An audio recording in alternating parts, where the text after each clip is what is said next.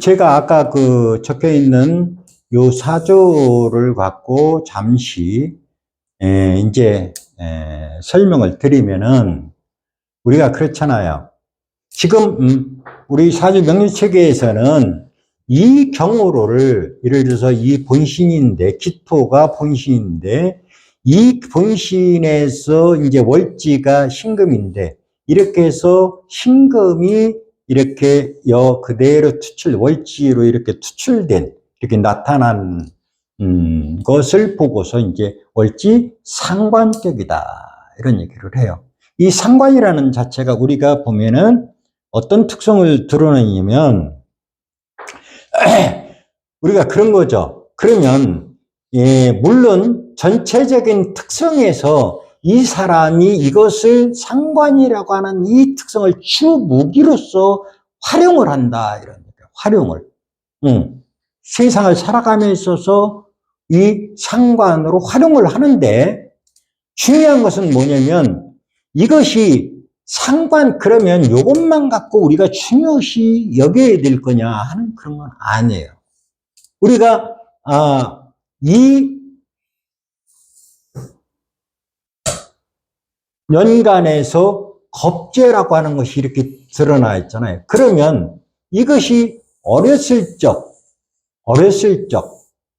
상황이 이 겁재라고 하는 상황이 놓여진다, 이런 거예요. 그러면서 월치, 부모 자리에 이 상관이 이렇게 놓여있기 때문에, 그러면 이 상관성에 놓여져 있기 때문에 내가 부모 밑에서 자랄 때는 바로 이러한 특성이 주어진다. 그리고 처공의 자리에 있어서는 비견이라고 하는 이 특성이 주어질 것이고, 노년에 가서는 이 정관이라고 하는 이 특성과 편재라고 하는 이 속성이 드러난다, 이런 얘기예요. 그래서 이것을 갖다가 어떻게 바라볼 것이냐 하는 이 문제는 바로 이 상관도 상관, 겁재, 정관, 편재 이런 것이 있지만은 이것을 그러면 우리가 그런 거죠. 상관이라고 했을 때 상관도 그러면 다 같은 상관이야, 이런 얘기예요. 상관도 예를 들어서 경금이 될 수 있고 무토가 될 수 있고 다 틀리잖아요. 상관이라는 특성이. 그렇다면 상관이라는 것을 논하기 이전에 바로 이 간지가 가지고 있는 속성이 있다는 거죠. 이 속성을 먼저 이해를 해야 이 상관도, 만약에 이 사람이 상관을 드러낸다, 이 상관의 특성을 드러낸다고 했을 때 경금의 상관과 예를 들어서 간목의 상관과 이건 틀리다고 하는 거예요. 전혀 컬러가 틀리다, 컬러가. 그러니까 우리가 그런 거죠. 만약에 예를 들어서 경금의 상관이 드러난다고 했을 때 이것은 뭐예요? 경금은 예를 들어서 상관은 어떤 특성을 드러낼 것 같아요? 그러면 예를 들어서 말을 한다 하더라도 한번 내질른다 했을 때, 우리가 내질른다 했을 때 확 내질러 버릴 거 아니에요. 참고 있다가. 근데 간목의 상관은 색깔이 틀리거든요. 푸른색이거든요. 을목의 상관은 더 틀리죠.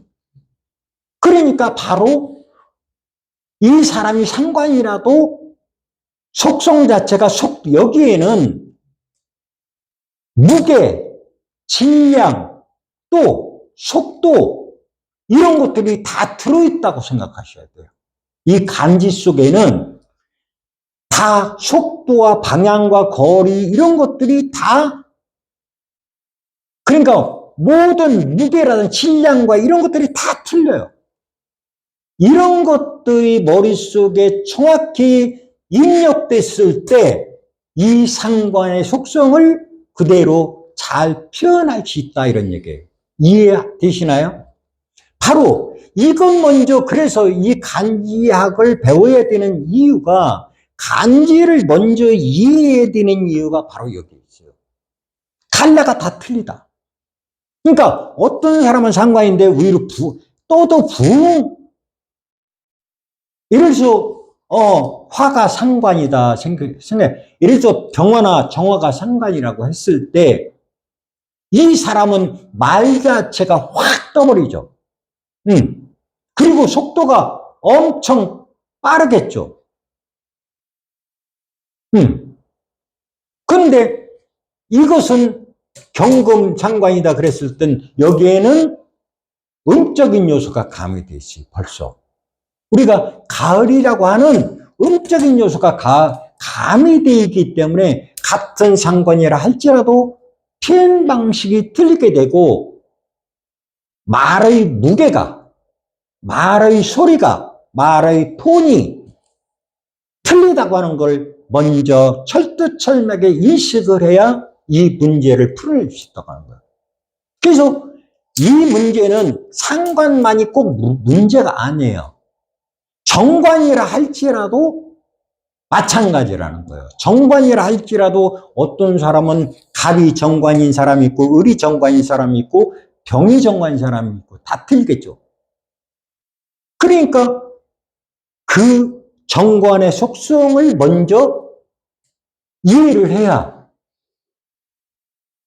그 사람이 추구하는, 표현하는, 액션을 취하는 방식에 있어서는 다 디테일하게 그런 것을 관찰해낼 수 있다. 이런 거죠.